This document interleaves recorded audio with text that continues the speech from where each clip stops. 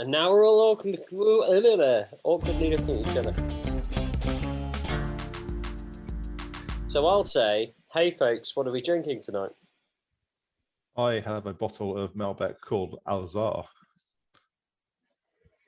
So I'm drinking from my actual hometown brewery in Quispamsis, New Brunswick, the Hammond River Brewing, a Cordelia India Pale Ale. Craig, you have invented so many words there in my mind. New Brunswick, what even is that? So that's a province on the east coast of Canada. Isn't it a type of ham? Is it Probably. I really like Brunswick ham. It's tasty. Is Brunswick ham from Canada? I do not believe so. Yeah, I cannot Brunswick, join in this conversation. Not eating meat and not drinking alcohol leaves me completely out of it whatsoever. So, Brunswick sardines are from New Brunswick. Excellent. I don't eat those either. I have tea, as usual. But I think the most important question is, what brand of tea is it? Or is it just non-branded, non-caffeinated tea? Non-caffeinated tea. You're wrong, James. The most important question is actually, where is New Brunswick ham from? And a quick Google has revealed that it's from the East Westphalian region of Germany. There we go, not from New Brunswick. Who knew? I am drinking a themed drink tonight. I am on a pedal pony Pilsner, which is my fourth drink of the evening. So that was quite a mouthful to try and say without saying things wrong. I'm actually very impressed that you even have a themed drink. I'll tell you, that was a wedding present, thanks to somebody arriving with some beers pre-wedding in a crate, which I'm now drinking my way through, which is great fun. So, James, tell us what we're going to talk about next, which is either going to be what's coming up this week on the HERD Summer Racing League, or what's coming up this week in the world of the HERD. You decide. This weekend in HERD Summer Racing League, our racers will take on a single lap of Watopia's Figure 8 route. This will see them look for fastest through segment points on Steve's favourite, Hillycombe Reverse, the Watopia Sprint Reverse, Hillycombe Forwards, and the Forwards Watopia Sprint. There are also bonus points for your finishing position in your category. And Steve, before you set off on a diatribe, I would like to point out that I now share your dislike for Hillycombe Reverse. Not a hill. It's not a hill. It promises to be a hill, and then it's a stupid bit that favours heavy people who have got more power than me, and I don't like them. Indeed. I could see Craig both laughing and nodding, and then shaking his head sadly. So, I mean, yeah, that was kind of the what I went through. I love Hillycombe Reverse, as we covered before, and I think we can probably leave it at that. Other than the fact that, on the strategy bit, while I did say last time we did this course, and virtually every time we do any course, hammered the primes. Last time we did this course, I hammered the primes too much and completely blew up after setting a significant 1 minute power PB on Hillycombe Reverse. So there is actually an interesting tactic on this one, and it's because it's a very steep hill followed by what's essentially flat, maybe like 1 or 2%. So you do the very steep bit up to the sort of turn, and then you do the rollers up to the comm line.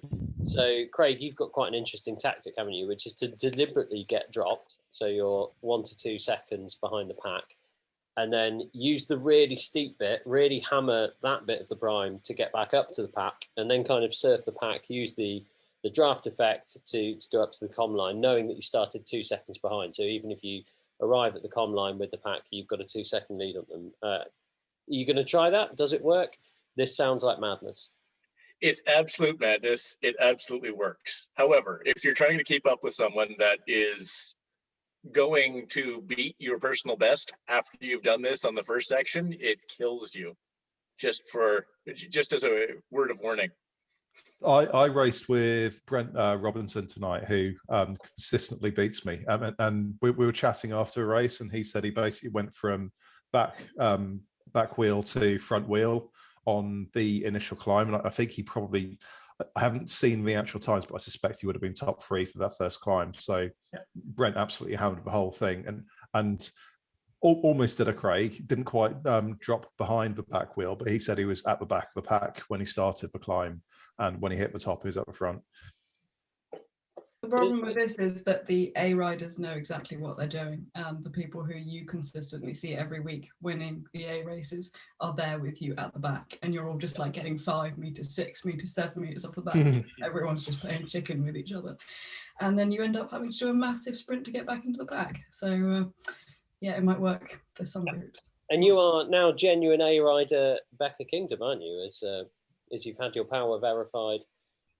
I have been recording, yeah, which I must say, looking at the results on Tuesday was quite like a moment of panic when I uploaded them to Zwift Power, in the fact that I was slightly scared that maybe my power was just massively overrated on my power meter, and that I had in fact been cheating accidentally for the last 6 months or so. But no, 2% in nearly all of it. We're all good now. Except that your power pedals are apparently under reading your sprint. Yeah, apparently so. If I change my kicker, I can now get extra sprint points. Nice. So we've got up the first hill. What I like about the descent from Zwift.com is that you can super tuck a bit, so there is an opportunity to rest on that downhill bit. We then, we hit sprint before the hill, don't we, as well? We should probably mention that. Or do we? Is it hill then sprint, or sprint then hill? No, it's hill, then hill, then you go on the marina, turn left, go up the like 3% hill up towards the S's, take the S's, then do the sprint. And it's for shorter sprint first, 200 meters after the end of the S's. So it's actually quite a hard sprint in a way, isn't it? Because the S's can be quite tough. You're trying to recover on those. We've said in the past, know your trainer lag is probably the best tip we can give here, that kind of you could be caught out on the S's where you're not feeling the gradient that everyone else is, so your watts drop a bit sort of accidentally because of trainer lag, and you might lose the group. I think personally, I found that one of the easier parts of a race. Basically, everyone's given it everything on hilly reverse, and whilst I dropped the front group and was in the second, the climb up. Group dropped you, James. You did not drop. Yeah, that too. But the climb up, gradual incline past Marina and the S's was fairly, actually not that bad. I am going to use this terminology from now on, that whenever I lose the front group, I am dropping it. That's now being added to my lexicon. So we've got that sprint, and then we hit the nice com, which I think is called Hilly com, and the other one's Zwift com, isn't it? Because, you know, why not call it Zwift com reverse anyway? So we hit Hilly com, which is nice. Always attack on the first hairpin, because that's what the cool people do. It's similar in a way, and it's kind of steep hairpin, steep, then a flat hairpin, then it's flatter to the top. But it's a much shorter climb, isn't it? So it's more steady, kind of generally just sort of time trial your way to the top at the best speed you can on this one. Craig, do you try silly tactics of trying to drop off the back of the group on this one as well, or are you tired by this? So I mean, I have in the past. In B, I don't. So I am not good enough at climbing to do that. So I try to be at the front of the group and give myself a little leeway here. And it's kind of a 2 to 3 minute climb, this one, and the first one's more of a 4 to 5 minute climb, if I remember. Becca's going to go, yeah, I did it 1 minute 30 or something now already. But so I think Becca's definitely under 2 minutes. James has been 2 minutes flat. I'm a couple seconds over 2 minutes when I'm fast. And I think Becca and I are both under 4 minutes on the reverse. Yeah, I think reverse, I'm just over 4. And just to put the 2 minute climb in context, I had to do 6.5 watts a kilo. Becca's probably done it in about 8 and about 1 minute 35. I've done 1:39. I think it's 7.5. I have a friend who's done it in 1:24 at 9.5. Well, that's just showing off now, isn't it? So then we descend on that one. Not as much of an opportunity to super tuck on the descent, is there? And probably you've got to. There is at the end. The silly kicker, I would say. Yeah, there is that bit at the end, but before that, you've got that little ramp up, which is actually an opportunity to get back to a group if you've dropped from a group on the top, isn't it? And then you've got a little bit of a rest, maybe 10 to 15 seconds. if that, in the super tuck as you come down, and then we're into the long sprint by back as we go towards the S's, aren't we? Yeah. And that's long. So 400 meters, I think. The concrete archways, or concrete the cave archway is your marker on that, isn't it? And it's kind of, I've not worked out a tactic for these sprints that are long. I can't sprint for about 20-ish seconds, which is what you need to do. I don't think I've cracked it. We talked in the past about sort of half sprint and then full sprint, but sort of go hard as long as you can. I've always done the half. So let's say my max sprint is around 900 watts. I'll generally try and do the first half at probably 500-600, then try and push to 800-900. I mean, tonight I had absolutely nothing and it was pathetic. But Craig, you were saying? I'm kind of opposite. I go as hard as I can right before the start line, and then kind of get into spinning for just a little bit, and then basically I get to spun out. So usually that's at about 80% of max power, and I just keep that up as long as I possibly can. Becca, you say you're not a climber, so therefore you must be a sprinter. What's your tactic on this one? Go flat out for the whole time. BMX teaches you to sprint for a bit longer than Zwift teaches you to sprint. So I can hold the 20-something seconds at pretty much 14. I'm just amazed that any of you have your eyes open, to be honest. It's kind of hit the segment, close my eyes and hurt usually. And then opening them again and hope that I've got to the line, which is never really the case.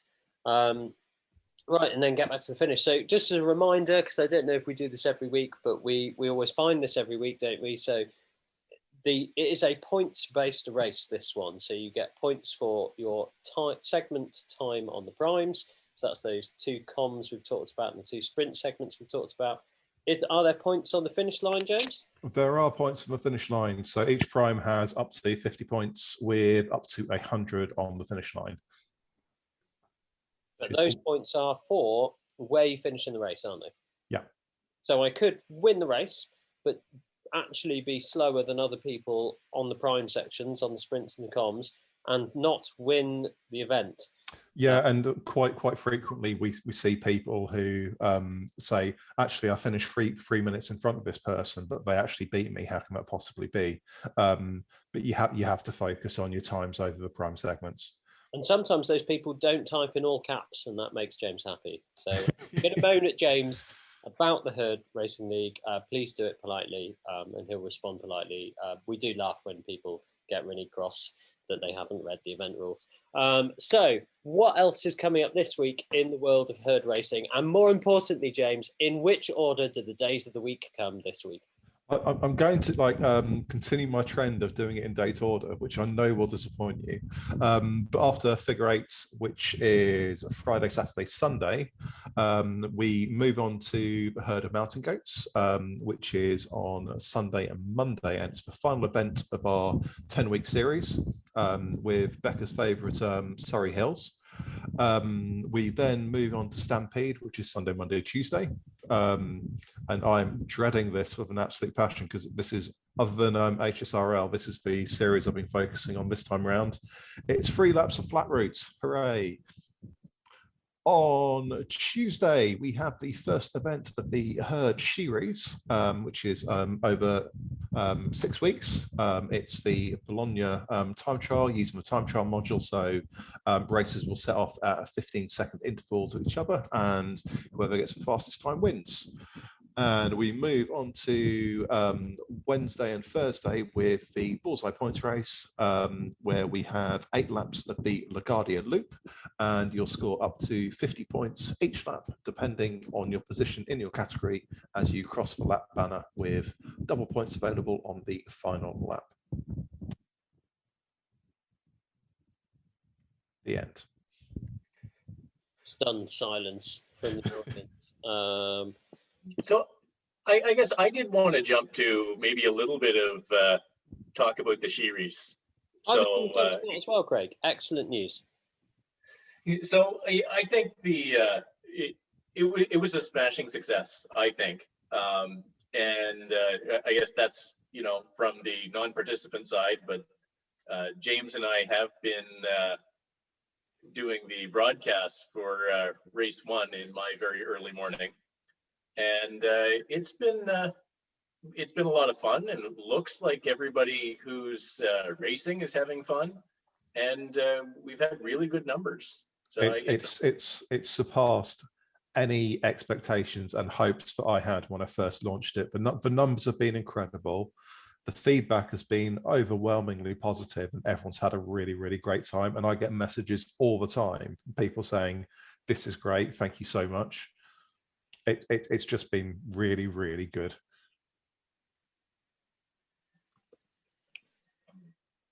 So what's your plan with it this time around, James? Have you largely kept the same format, or are you? Yeah, it is the same format. So the format last time round was 1 ITT, 3 short scratch races, and then 2 longer points races.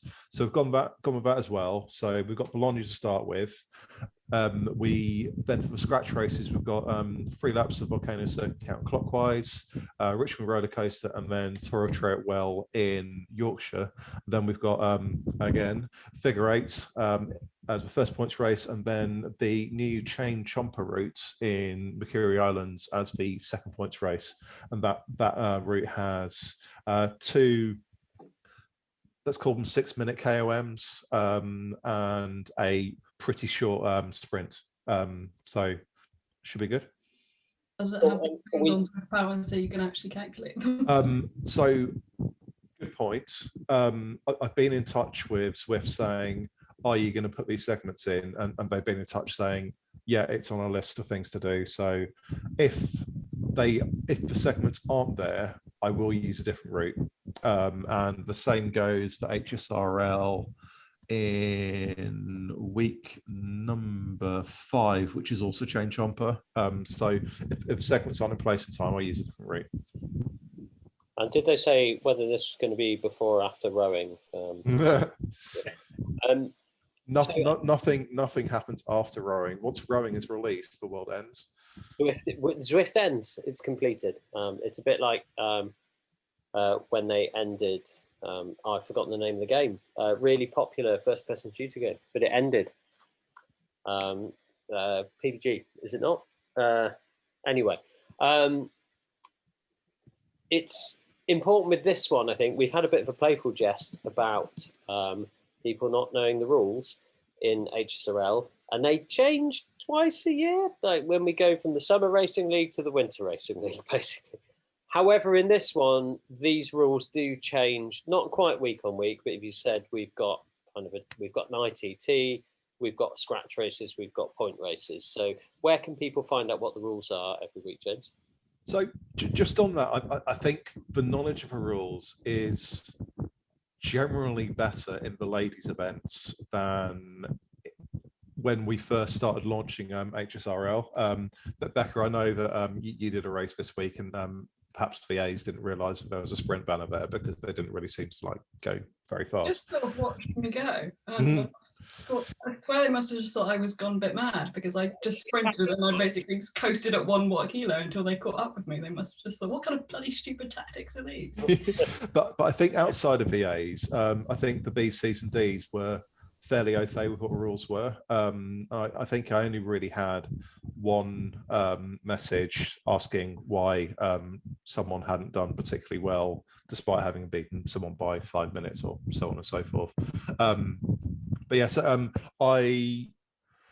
the rules were posted on Zwift Insider before the first series started, and I post the race rules for the events every week on HERD Racing League, Zwift Racers, Zwift Riders, and I also send them over to the ATP guys as well, who've been loving the series. And I'm also going to tell you off later for mentioning websites that aren't directly related to the HERD. So the place to find these rules is the HERD Facebook page or the HERD webpage. There are other websites which also may carry the rules, but we're not going to mention them. Consider my hand duly slapped. Right, James, you onto the thing that if it wasn't on our agenda this week, I'd have put on the agenda about things that annoyed me about Zwift this week. But auto-catting Zwift Classics. What's this thing that Zwift have done? What is it? What do we know about it? So basically, you sign up for an event and you are automatically categorized. And that means that you will only be able to race in your category. You cannot race in any other category, which is brilliant. We know that the categories are based on 1, 5, and 20-minute power. We do not know what the thresholds are for any of those. But ultimately, it should mean that you're racing with people around your own ability, and there aren't going to be, let's say, for example, 3 or 5 A riders turning up to B race and stretching the field out straight away and making it a less enjoyable experience for other riders. So I think there was one other thing that I think was mentioned, James, that was taken into account for that on putting people in categories. It was previous race speed on similar courses. Now, not sure on what exactly that means for similar courses, but the average race speed is really interesting because there's kind of 2 things there. There's your sustained power, but it's also your burst power and your ability to stay in a fast group. Because you and I have seen that before, or watching the 2 of us in races. I'm pretty good at bursting when I need to stay in a group. On a sustained climb, you usually beat me. Thing is, though, if you're looking at average speed, there are people at the top end of a category now that race well within themselves, apart from when they need to. So I'm not convinced that an average speed on similar routes is necessarily a good metric. I think it will be. So my 2 initial thoughts, having read through this, are: A, this is what we've asked for, and we get a lot of people, we have it on the herd, who quite innocently say, oh, it's a really long race and I'm only a bottom C. Should I join the Ds? Because there's no way I'm going to make it to the end with the Cs. I'm just going to join the Ds because I'll have a better experience. And I think what we forget is if you are up a category for the race that you're entering, so if I'm a C riding in the Ds, I can probably make the front bunch a little bit faster. Even if I just try and stay in the draft, sometimes I might go a little bit quicker, even if I'm just bowsering at the back. Because I'm there, we know the draft effect and the kind of beehiving into it. I'm making that bunch faster. So just my very presence in a back makes it quicker, even if I'm not on the front. So putting people in the categories they should be in, and that being something Zwift does automatically, kind of all of our faces have lit up at this and gone, oh, this is good. That average race speed thing, and we mentioned kind of we're not too sure how this works, and that's the other thing that excites me, that kind of at the moment everyone knows how the criteria works, that you kind of have to keep your average power below a certain amount for the race, and you can see that live data.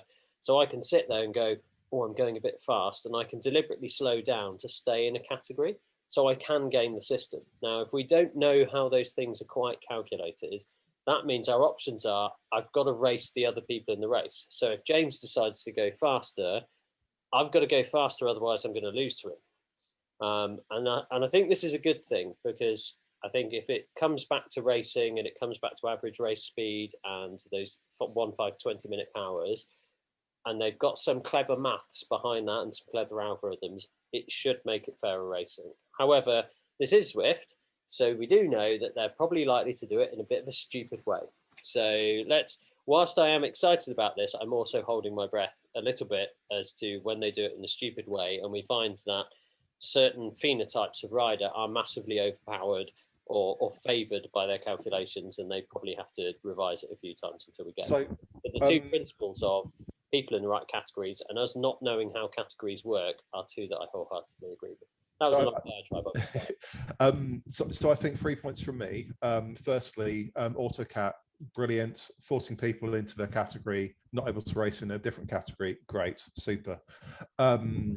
Splitting 4 categories into 6 categories, so it's a more sort of narrow window, so makes it better for people who are the lower end of that spectrum, I think is also good.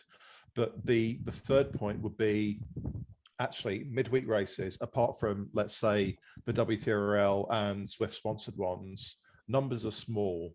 And you might only have 30, 40, 50, or even less people.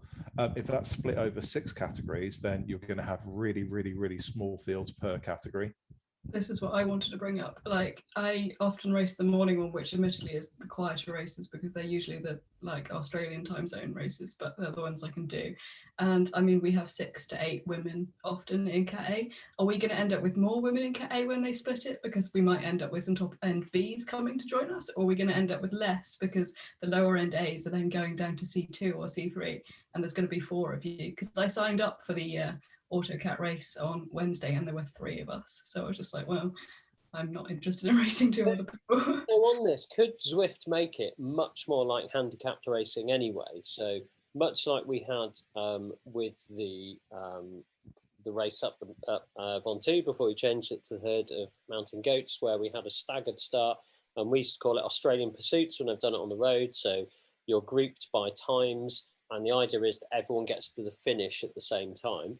Or you could do the reverse. Everyone starts at the same time, but actually I know I'm only really racing James because he's in my category, but I might be able to beat James because I can hold Becca's wheel a bit longer, even though she's in the category above. So whilst there's a pack of 40 of us, am I only really racing 6 people? And Zwift could do clever things. Like, it could highlight those people differently. It could just show me those people in the leaderboard to go, right, these are the folks you're racing, even though you're in this big bunch of 40. So we can still have kind of participation in events. We still got 40, 50 riders, but they're split between these 6 categories, and I'm effectively racing against these other 7 or 8 people there. So yeah, we have that already with mass start events. So in the Stampede, all the categories start at the same time, and you're able to see a cat. Is that Cat A or Cat B? it's Cat A. For our listeners who can't see our video at all, Steve is now sending us video of his cat, who is apparently in Cat A. So cat is due to be fed about now, which is why he is now currently being an arsehole. Anyone who wrote that into Cat will understand what I mean by that. Sorry, James. Yeah, so Stampede, all the categories start at the same time.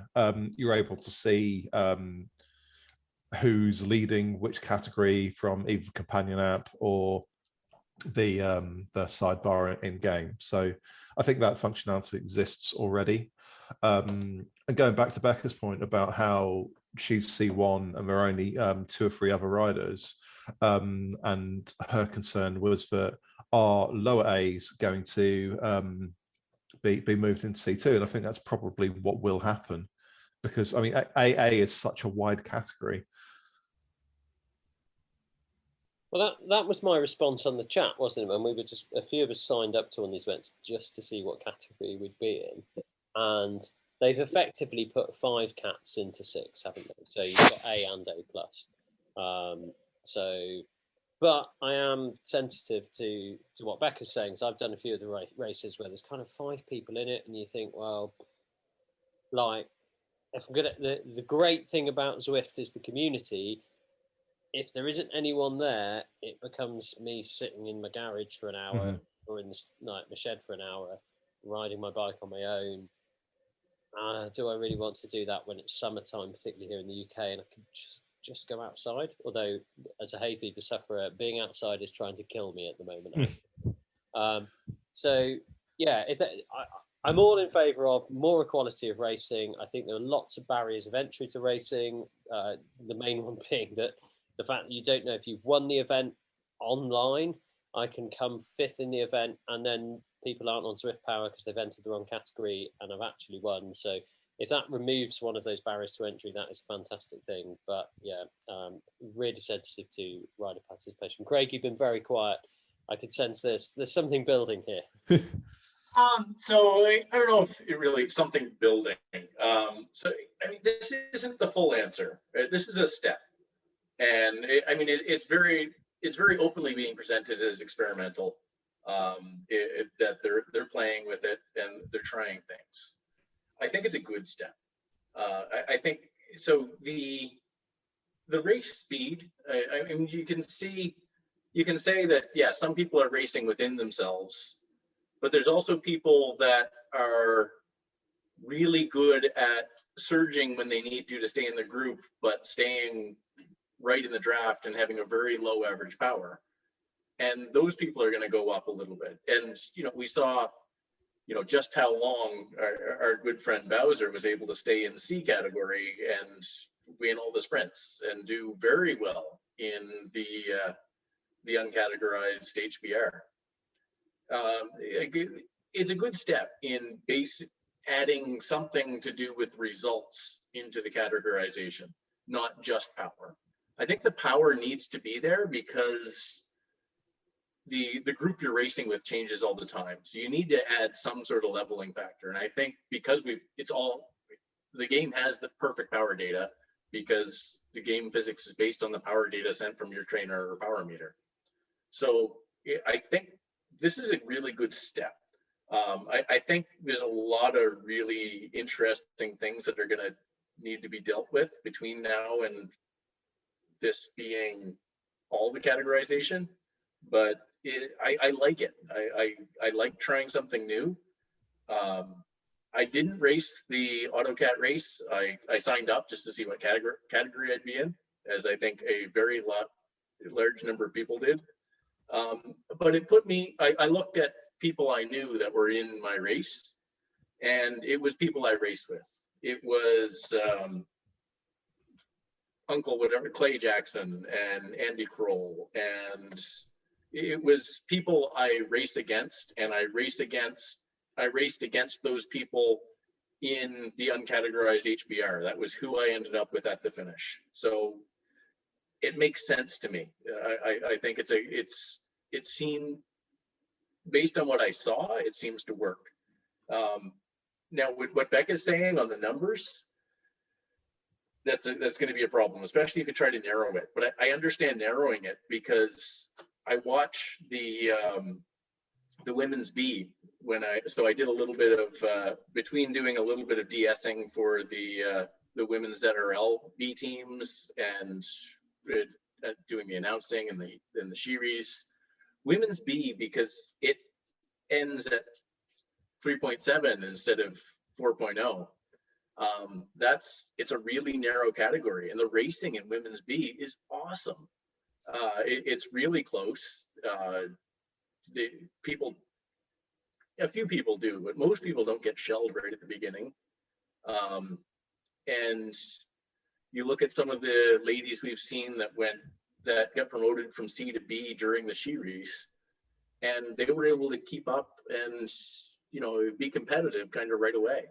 I think it's a really good width of category where the mixed or men's B is just a little bit wider, or actually almost twice as wide. And it's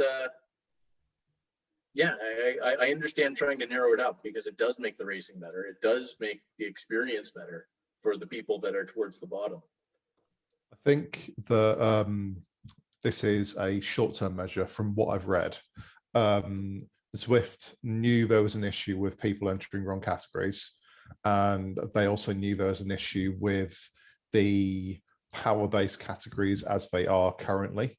My understanding is that they want to go to a results-based category system, that's going to take a lot of work, probably either integration of Zwift Power into Zwift or creating an entirely new in-house system. So I'm a big fan of Autocat. Even if I have criticisms, I think it's a significant, an absolutely enormous improvement on what currently exists, as long as we still have fields. Because who wants to turn up to a race where there's only 3 people in the category? No one. But it's definitely improvement, and looking forward to seeing it in action. I mean, I'll kick off our final segment of what's annoyed me about Zwift this week, because I don't really have anything, but it's just my concerns about this really, is that,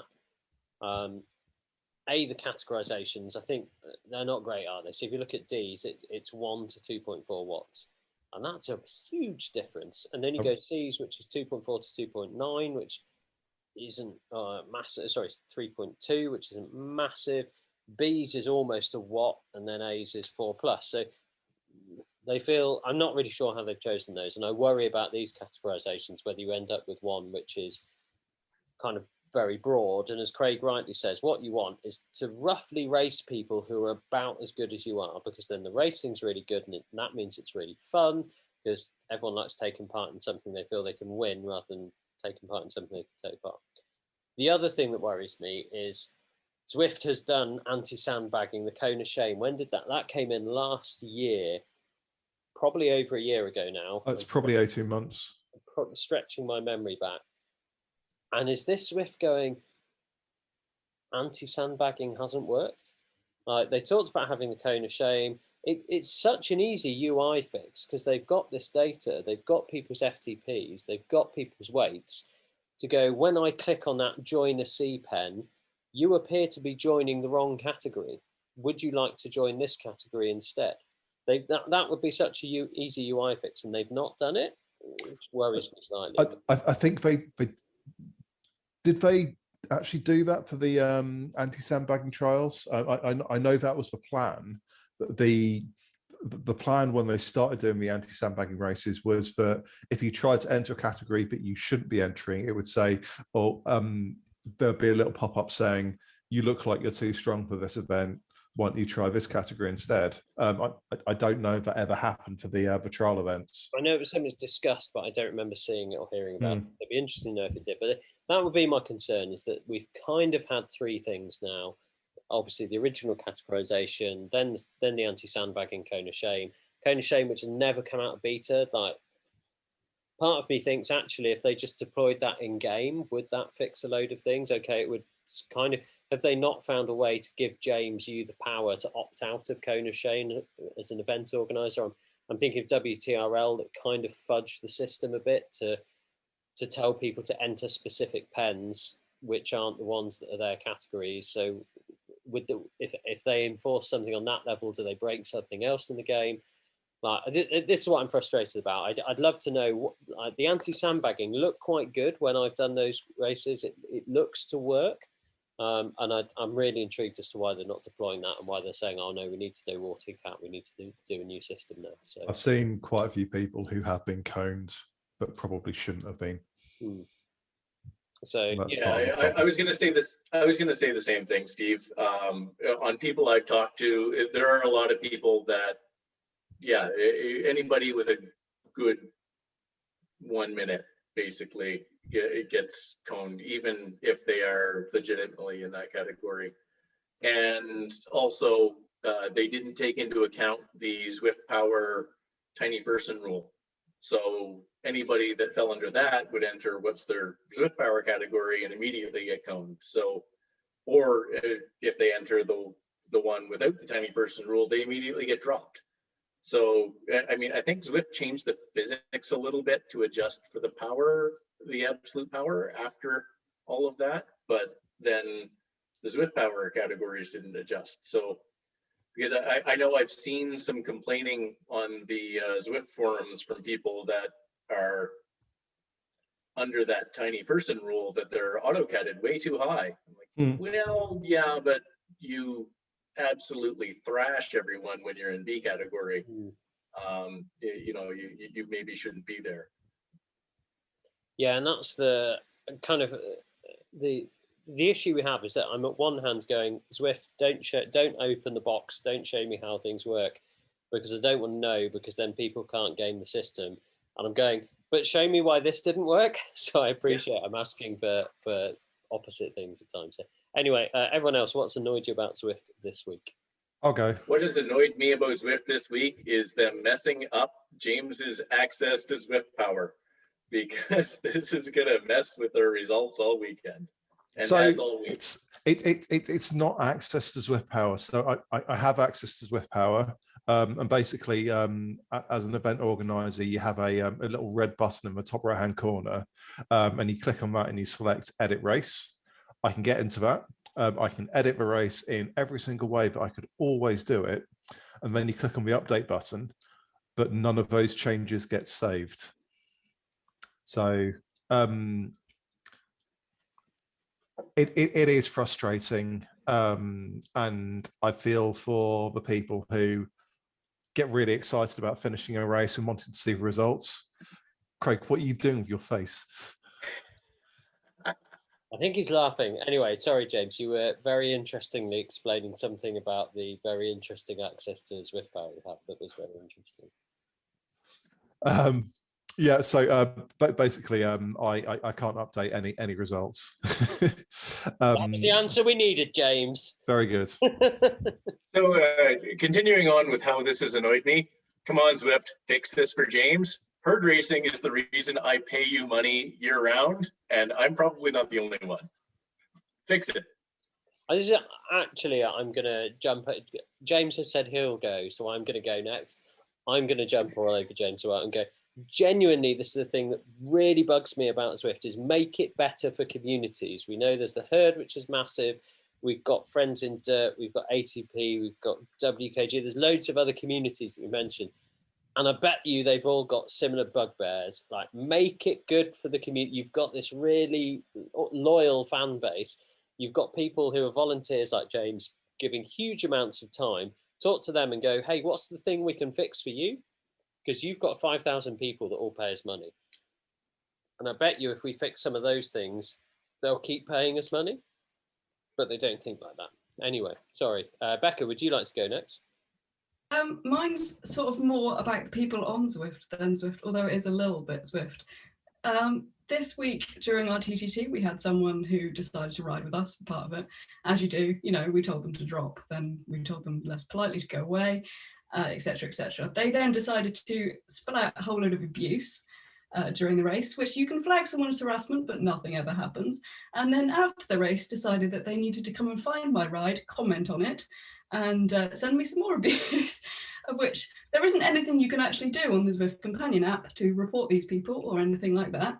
And I mean, I used to have my Instagram on my Zwift Power page just because I've spoken to a lot of people I've raced with through it and thought it was like a nice way of contacting people and that sort of stuff, and had a load of abuse from other people through that too. So it's an online bike racing thing. Why, when people get behind a computer screen, do they feel the need to say things to people that they wouldn't in real life? And why? I don't understand it. And there's nothing you can do really regarding with Zwift to report it in any way. So yeah, feeling a little bit let down by Zwift this week. And I'm not going to belittle you, Becca, but I'm also going to back up Zwift and say that this is a people problem. Any social channel has this problem that essentially, as you say, people when they get behind a keyboard are just dicks. And don't be a dick is the general rule that we should apply here. And I think it's something that the HERD is very good at self-policing, which is when people creep a bit towards the dick line, they tend to get like a little sarcastic message, or like somebody might send them a friendly little message on Facebook and go, do you think you're being a bit of a dick at the moment? And people kind of rein back from that. So HERD is a lovely, safe, quiet corner of the internet. And it's sad to be reminded that the rest of the internet exists at times, doesn't it? Yeah, I must say that's the reason I've stuck racing with the HERD all the way through, is because people are different in these groups than they are in other groups on the internet. And can I just say that people actually reaching out to give, regardless of whether it's you, Becca, or anyone else, grief on Zwift Companion, Strava, Instagram, whatever, it's completely bang out of order. And Steve, yeah, I get your point. Zwift is a social platform. It's not Zwift that's caused the problem, it's the people that's on it. But actually, that's their responsibility. So they do need to fix it. Oh, no, I 100% agree. However, it feels to me like one of those things where we're shouting at the winds. Like, if Twitter haven't fixed it, if Facebook hasn't fixed it, like we're asking what's quite a new startup company to fix that. It's a hard thing, and basically it's much easier to fix people and don't be dicks to each other than it is for these companies to but there needs to be channels to report abuse, and if Becca's getting grief on Instagram, she probably knows who these people are on Zwift, and she should be able to just say, hey Zwift, look at these comments I've received on a different social channel. Do you think this is acceptable? To which the answer has to be no. But yeah, Becca, I'm sorry this happened to you. Oh, it's fine. I mean, I've had abusive comments from men all the way through on Zwift. It's just one of those things you accept as a woman, which really sucks. But yeah, it got a bit too much this week. I'm sorry to hear that, but if it's any consolation, Becca, I will continue to slide into your DMs on Instagram and abuse you for your choice of gym shorts. Anytime. Becca will know that anytime she posts an Instagram picture wearing big sunglasses or loud gym shorts, I like to post her abuse. But that's all part of being friends. James, you said I'll go, and then the rest of us went. So would you like to go? Craig made my point. So after all that, yeah, no, it was just the Zwift Power difficulties that I'm currently unable to post results on 14 out of my 24 races weekly. I have a lot of sympathy for Zwift after they acquired Zwift Power without evidently the necessarily back-end knowledge of it, but it is frustrating. I had to send 8 emails to Swift support before they understood the point I was making, because they automatically assumed that I didn't know how to use Zwift Power, and I was trying. When I said that I wasn't able to update results, they thought I meant that I wanted to manually update fit files. I mean, again, I'm going to make the point you made to me about the community management back to them. It's a bit like buying Coke and then going, well, we don't know what the recipe is. And then someone going, well, the Coke tastes a bit different. You go, well, you're drinking it wrong. If you buy a thing, understand how the thing works, then manage it, would be the way I'd want them to do it. But there we go. I mean, honestly, they need to put the right resources towards it. There are people that could go through and figure out that code. They can hire those people if they don't already have them. I'm sure they already have them and just need to allocate them doing it. Zwift Power is important. Even if they're going to replace it, it's the entire basis of racing right now. And if they don't fix it, it's broken. And racing is broken. And there's a lot of us that are really only on Zwift because of racing, because if I just want to do workouts, I can use my Garmin head unit to run workouts. But this is the problem we face in it, and I'd love to, and we've spoken about this before, I don't know if it's on the podcast or just generally, but I'd love to understand more. Apparently 2/3 of people that are active Zwift users only do workouts. So kind of that is their core business. So I think there are times where we sit here as racers and go, look, it's really important to me. And we have to remember that like, their core business is not doing racing, it's providing the workout function. However, if we flip that on its head, if 1/3 of your users care about racing, that's a lot of people for whom something that's broken is really, really important to them. So again, I know I like to jest about them sorting out rowing. I'd just like them to get cycling right, because they do that really, really well at the moment. They do a community thing really well.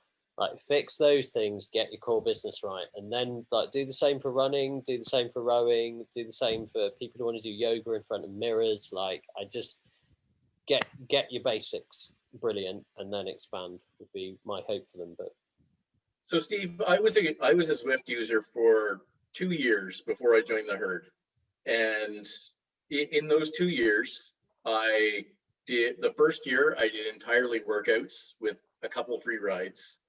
The second year I did maybe 2 races, maybe a couple more than that, but a couple races, mostly workouts and a couple free rides.